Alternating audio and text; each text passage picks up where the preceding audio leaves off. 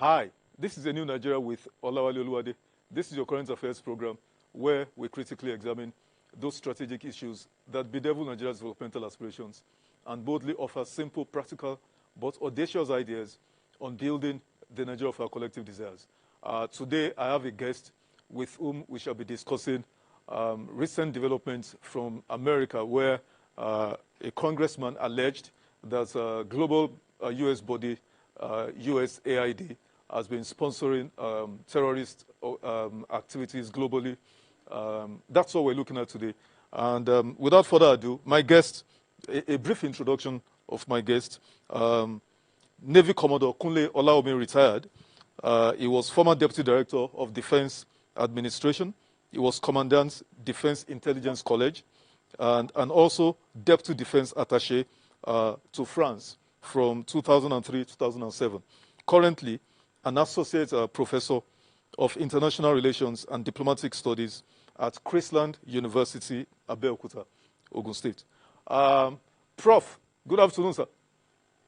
Yeah, good afternoon. Good to see you. Nice. Yeah, it's been a long time. We've been planning this. Yeah. We've been planning this for a long time. Anyway, nice to finally have you. And without much ado, because we don't have we only have about 25 minutes, and we have quite a lot to cover. Let's get right into it. Last week, like I said in my intro, a national firestorm was ignited when U.S. Congressman Scott Perry made the grievous allegation that USAID, the Global Development Aid Organization, has been sponsoring terrorism in Pakistan, Afghanistan, and he mentioned Boko Haram in Nigeria.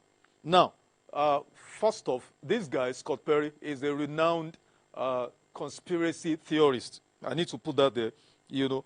And then I also realized that not many serious media organizations, either in Europe or America, took him serious. So apart from him, no one has said that.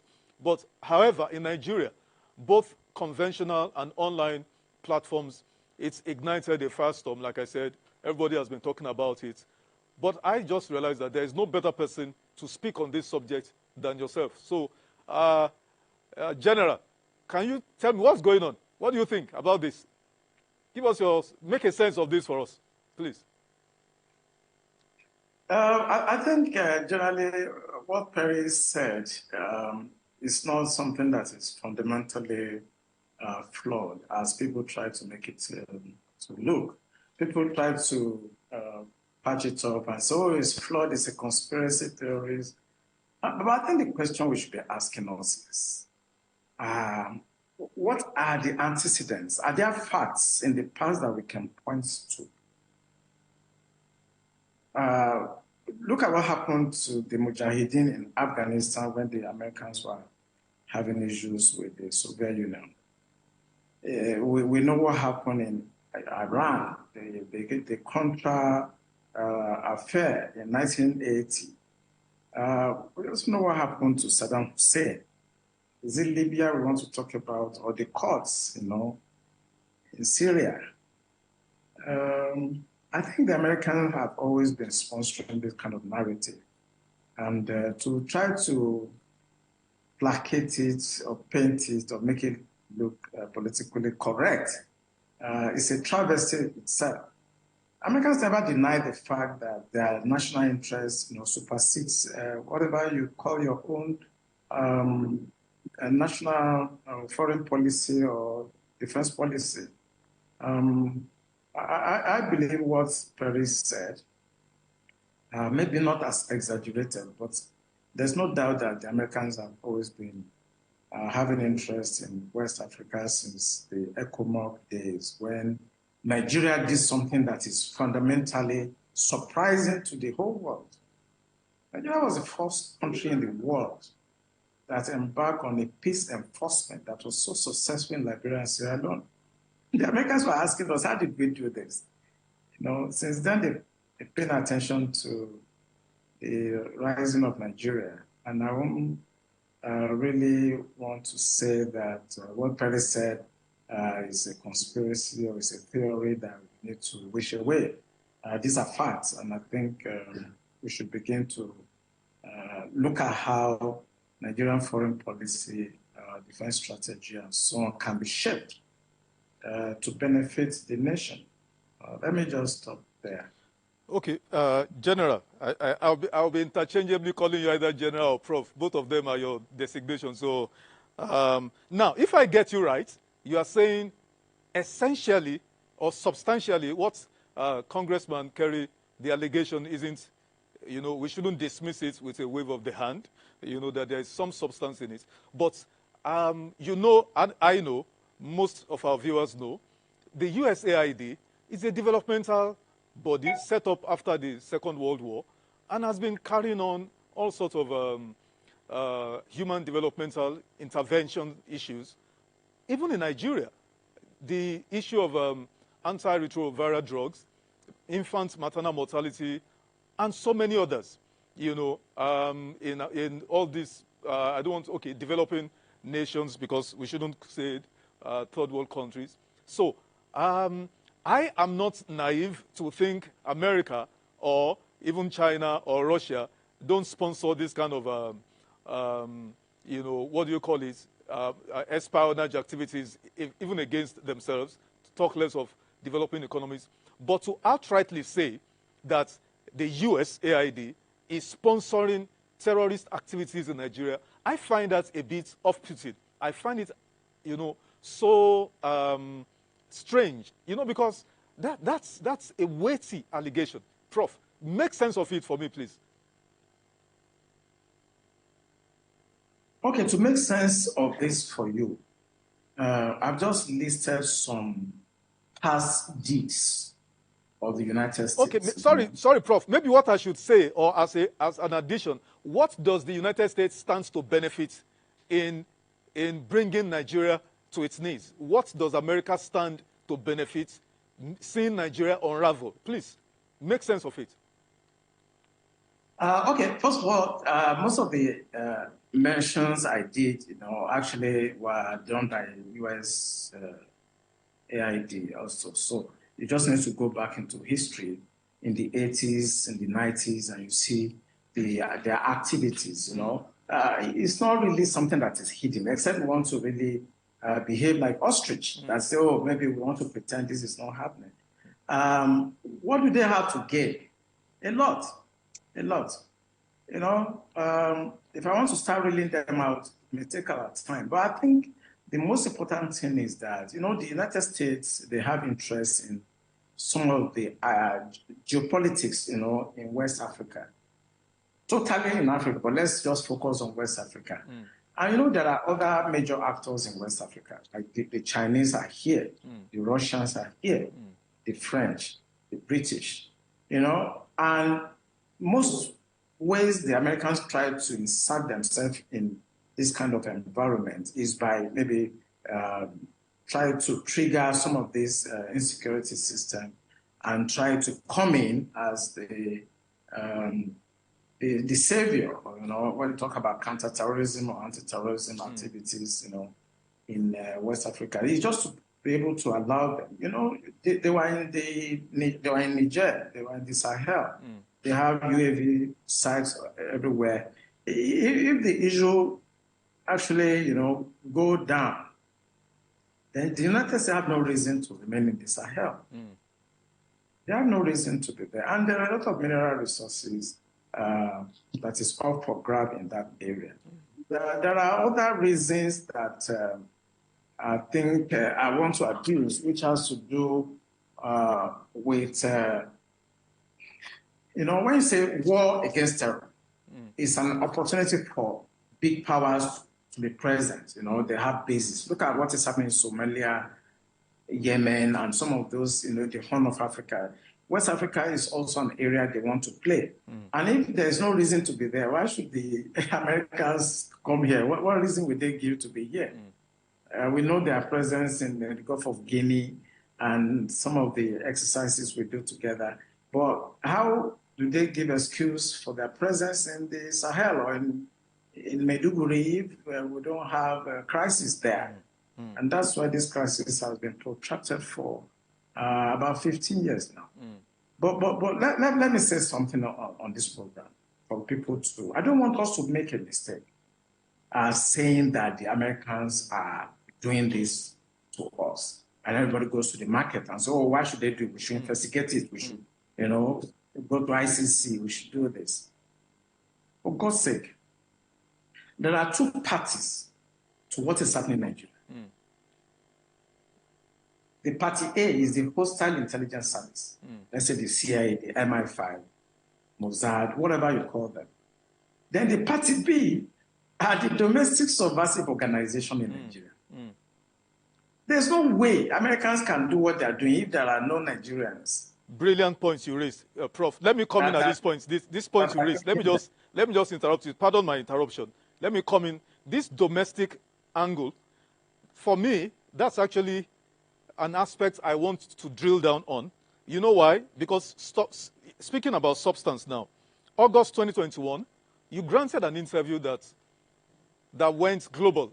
You know, I don't want to use the word viral. It went global, where you directly alleged that you were disappointed at the way former President Muhammadu Buhari was handling the war on terror, you know, and you said specifically, quoting you now, that you spoke to General Onitshakin at a meeting that the center of gravity, you know, were the local sponsors, the Nigerian sponsors of terrorism.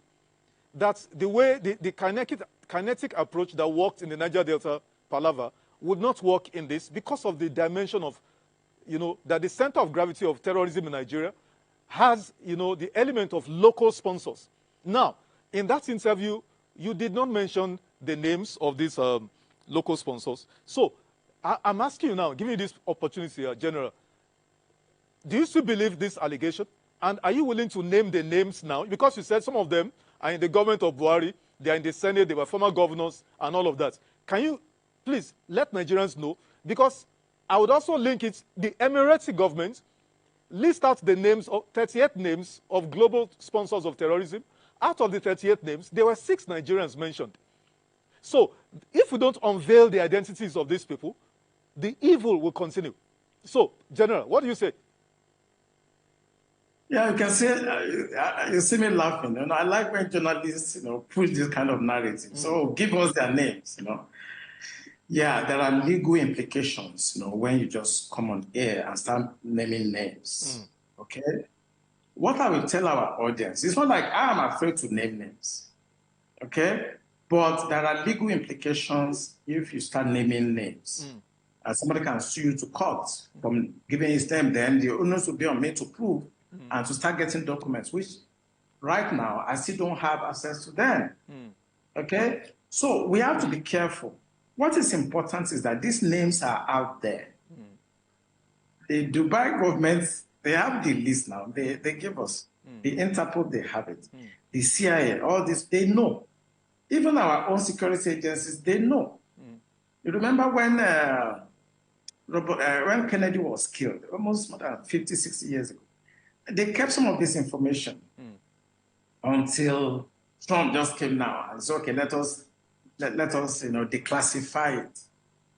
I want to tell our audience they should be patient. The names will be known. You know, it's coming gradually. I listened to some pundits that said that, oh, Nigeria should set up, you know, DIA, NIA, they should come up and investigate this. Let me tell you, they cannot. Quote me. Because USAID is big. It's even bigger than Trump. So watch after some time. You see that Trump is going to resign on this decision, one way or the other. USAID is big. And the Nigerian collaborators, pardon me if I say this, are they not the one that is going to direct the NIA, the DIA, and the SSS to investigate? If they investigate the USAID, are they not going to expose the Nigerian counterpart that are aiding them? Or are you going to tell me that Nigerians are not aiding them? Americans will not just walk into a labor market and start doing things now. They use Nigerians. So the domestic subversive organization among us will never allow this investigation to take place. It will never happen. And if it does, you will see that names will start flying everywhere. And the people that are, supposed to, focus on this kind of investigation and exposure that you are asking me to name, they are there. They are going to be indicted one way or the other. So this investigation is not going anywhere. Nothing will happen. Wow, that's a weighty, that's very dire. What you're saying is very dire and very does not give any hope. Now, Prof, as we drill down further, the CDS, Chief of Defense Staff, just last week was denied Canadian visa. Could this be linked to his outspoken, the stance he's taken on, coming out publicly to, as it were, saying there are foreign organizations sponsoring terrorism in Nigeria? Is this linked in any way to the denial of visa? And take this also together because we're running out of time. Time is flying. I don't know why. This year's budget for defense and security, last year, 2024, we spent 58 billion, rehabilitating so-called transformed terrorists. December alone, we spent 8 billion. Can you please explain to Nigerians why our government is spending taxpayers' money reforming or rehabilitating so-called transformed terrorists rather than prosecuting and jailing them or meting out the law? Can we ever come out of this? General, can we ever get out of this mess that we're in? It's going to be very difficult. Once you get into this loop, I call it a loop, it's difficult to get out of it. There are so many reasons, geopolitical reasons, economic reasons, and issue of ethnicity, nepotism.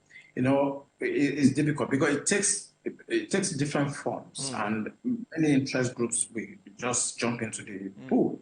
So it's going to be difficult. But to speculate as to why Canada refused, the CDS, who is a very somebody I'm very fond of. For me, we cannot speculate. Most of these things they are bordered on intelligence, and you may never know the exact reasons. I work at the embassy sometimes.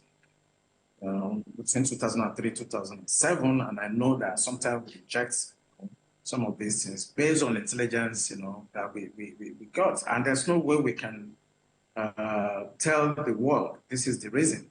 But just know that they have reasons and they have the right to deny visa to anybody, even some head of state, some presidents are banned from going to certain countries. So I don't see it as a big deal. We have all the trappings, the diplomatic avenues to explore why they did that. And if we are not satisfied, there's reciprocity in diplomacy. We can do the same to them. We have more than 25,000 Canadians that are in Nigeria.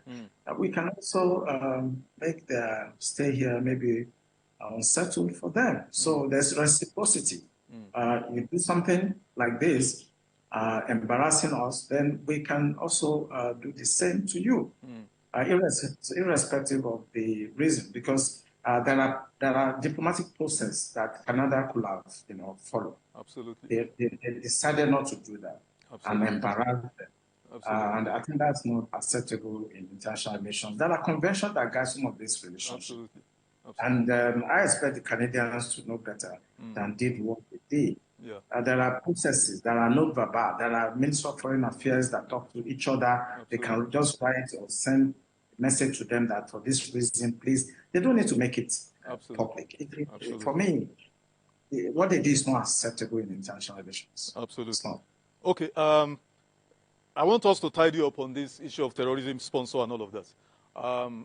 What we have spent in the last 10 years on defense and security budgets is actually going to tens of trillions of naira now. There is an allegation out there, unverified, just an allegation, like I said, that we haven't seen commensurate, results, to the colossal sum that has been spent in the last 10 years. Almost 100 trillion, or maybe between 60, 50 to 100 trillion naira on defense and security expenses? Have we gotten commensurate results? And then a rider is that certain military fat cats, I know you are one, even though I know you left some years ago, a few military fat cats have grown really big, they've grown large. They've fed fat on this, and some military contractors as well. What do you say to this, General? Yeah, I mean, this is something that is known to everybody, that there's a lot of corruption when it comes to defense contracts, but, it's not as simple as to make it look. It's not like the military men. I was in the system. Maybe they just give you your allowances. They don't bring cash and dash you money.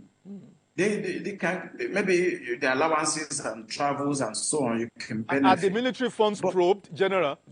Does anybody probe military spendings? Do they probe defense spendings? Yeah, that's where I'm going. There's what we call Senate oversight responsibility. Yes. I don't know why people don't understand how the defense system works. The general, like the CDS or maybe the chief of army staff, they don't touch the money. Do you think CBN just pay money to their accounts and they are feeding fat? But sir, you and I were in Nigeria when you and I were in Nigeria. There has been several chiefs of either army, chiefs of air force that have been alleged to have siphoned or stolen huge sums of money. Former chief of air Amosu, late Alexander Bassett, chief of air also, later on CDS, Alexander Bade, who was shot. Colossal sums of money were stolen under several military. There are military directors, directors of admin, directors of finance, who have been alleged or found culpable or complicit in huge financial scandals. What do you say to this? Is this allegation unfounded, totally unfounded? No. See, you're not getting me right. This oversight responsibility is supposed to put a check into this. That's where I'm going. I'm not saying that people are not maybe caught with some, there's corruption everywhere. But if you have the oversight responsibility, how should Bade have access to such money? Because in the civil system, Nigerian military are subservient to the civil authorities. We can push our budget. It is approved by the president or by the Senate. Yeah, and there's oversight responsibility as to how it is spent, who award contracts and so on. What was happening then is an aberration whereby a political class connive with the military chiefs to just misappropriate the money. But sir, you and I know the state of our National Assembly, not just the National Assembly, even the state's houses of assembly, the state of oversight duties. But I think we'll leave that. I want us to touch on, because we have about 6-7 minutes to go, I want us to touch on something very important, which is also linked to this whole gamut of insecurity enterprise across Nigeria, which is an allegation you made that this whole religious terrorism, banditry, insurgency, and all of that is also tied towards an Islamization agenda, that certain people are hell-bent on Islamizing Nigeria. In fact, you use the word that until they dip the Quran in the Atlantic Ocean, they will not stop. And my question to you, because I find it quite strange that someone of your standing will make such an allegation. I watched a couple of videos where you said that. Because how can anybody Islamize Nigeria? We're a multi-ethnic, multi-religious, multicultural nation, 250 ethnicity, almost 500 different languages. I mean, across all the regions, they are intermixed, of religion, of language, or whatever. I mean, the Yoruba that you and I belong to, in our families, we have Muslims, we still have traditional idol worshippers and all of that. So my questions are, how can anybody Islamize or, in the same breath, Christianize Nigeria? Amongst the Yoruba, the greatest leaders of Christians in Nigeria, Pastor Enoch Adeboye, Bishop Oyedepo, Reverend Kumoyi, name it, Reverend Luma Okpai, just all the biggest churches belongs in this. So how can anybody Islamize or, in the same token, Christianize Nigeria? Prof, can you shed light on this? It's happening now. Look at what happened in your state recently. Oshun, Ekiti, Kwara, Ondo, Ekiti. Ondo. It's happening.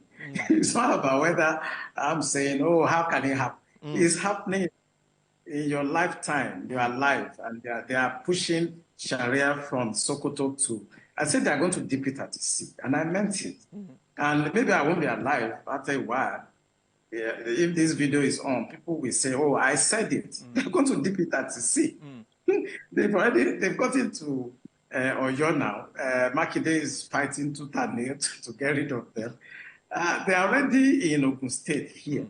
I remember the governor of Ogun State was shouting that no, we are not going to accept Sharia here. It's going to happen. It's not about what I'm saying, it's what is happening. Look at what is happening. Don't talk about the theory of conspiracy. General. Physically, look at what is happening at bushes. Please allow me. Okay. General Togun is my friend. He was shouting a few days ago. They're all over the bush there, and they're going to use force. And if force is not happening, they will try to go through the Senate and all those stuff. They're going to Islamize this country. So if you like, continue to speak grammar, continue to rationalize things, continue to imagine that you're a secular state.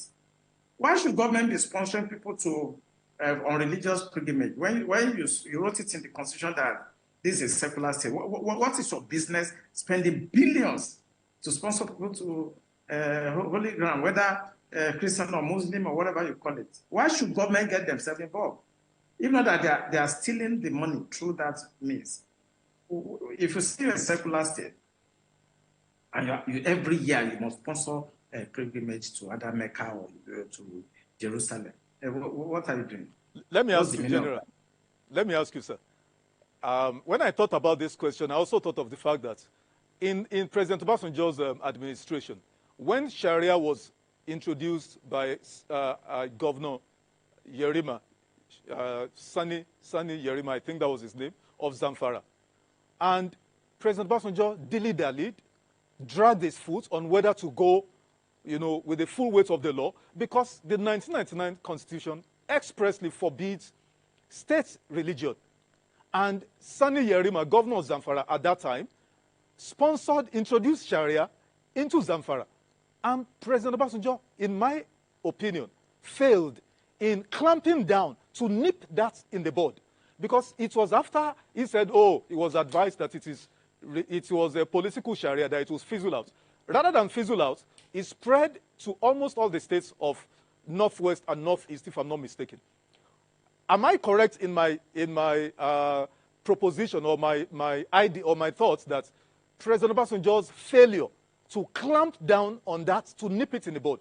What do you have to say to this? And I'm asking you again, also, give me more reasons, because the introduction of Sharia aspects of Islamic legal jurisprudence, is that sufficient to say they are going to Islamize? Because when you say Islamize, that means I, who is standing here, who could pass for a pastor, I would become a Muslim. Is that what you're saying? You, I know you're a Christian, would you accept? So take that first question about how President Obasanjo enabled, the introduction of Sharia Islamic jurisprudence into our legal system against the 1999 Constitution provision expressly. What do you have to say, General, as we round up? Yeah, I think that your first question is misplaced, because that's not really what happened. It's completely different, because when you talk about, when you say against the Constitution, of course, they have inserted it into the Constitution before Obasanjo was sworn in. I don't want to talk about this issue.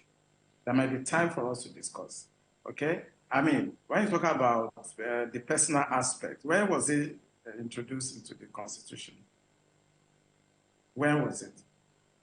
That Nigeria is a secular state. No, there is no state religion in Nigeria. No, it is in the Constitution that they can practice Sharia on a personal level. Yes. And you have to really go back into history and find out when Obasanjo was sworn in and whether the Constitution that we are using now, whether it was existing in the real sense of it. It's deeper. The question you're asking is deeper than you think you want to put it. If I want to talk about that issue, you're going to bring a lot of challenges here. Okay. It's deeper. The issue of Sharia, Yerima, and so on is deeper than the way Okay. you look The at next question I asked you was that, is there anybody able to Islamize, it. convert all of us to Muslims, or convert all Nigerians Of course, to I've been Christians? repeating this thing now. And one thing I like about internet is that it does not forget. I've been repeating these things for the past 3 years. And I made an example of Turkey. You are saying that you're a Christian, you're a pastor. What does that mean? Turkey was 98% Christian. Constantinople. Today it is 100%. Let me be fair. Let's say 98% Islam. But a country that is 90% Christian, go and read your Bible and find out where the followers of Jesus Christ, where they went to when they left. Those places were Christianized that time. Now they are completely Muslim. And you are saying that it cannot happen in Nigeria because you're a Christian, because you have Oyedepo somewhere. It will happen. And I've been warning. For me, I have very little time to live on this earth. I'm already above 60. So it's not really my core. You understand? It's not my core. It's for the young ones that are coming up, the unborn children, that they will be born in a place like Afghanistan, like Pakistan, where they'll be beheading, cutting people's hand. I mean, where you see somebody will steal billions on camera and is walking about, and somebody will steal a goat and they will cut his hand. I mean, these are the kind of things I'm preaching. That's why I'm warning. Somebody will not cover his head. They will behead you. And I'm saying that we should be careful, and you are proving to me that it cannot happen. What we should do is to take steps to ensure that, you don't find your unborn children in hell. Already Nigeria is a hell. This is hell. Now, I don't know how hot you want it to be. Okay, Don't say General. you are Christian and you have Oyedepo and somebody they cannot Islamize. Constantinople and some other places I don't want to mention. If I go into history, you'll be shocked. General, Morocco to definitely. Nigeria, all those countries in the north of Africa, there were black people there before. They wiped them out. Go to Argentina, there were black people. They wiped them out. Go to Australia, New Zealand. They wiped them out. General, saying they cannot change. This conversation cannot this time frame cannot, allow us to do justice to this conversation. Maybe not too long, maybe in another 4 weeks or so, we should come back and explore. I'm interested in this Islamization agenda of Nigeria, because I know even amongst the Northwest, Northeast, embedded in those, so-called deeply Islamic regions, there are Christians. There are other traditional worshippers. But we're not taking that today, General. I must thank you for coming this afternoon. I really thank you, sir, for your thoughts and your ideas that we have exchanged this afternoon. And like I said, we should do this again pretty soon. Thank you so much, General. You're welcome. Thank you very much. Thank you.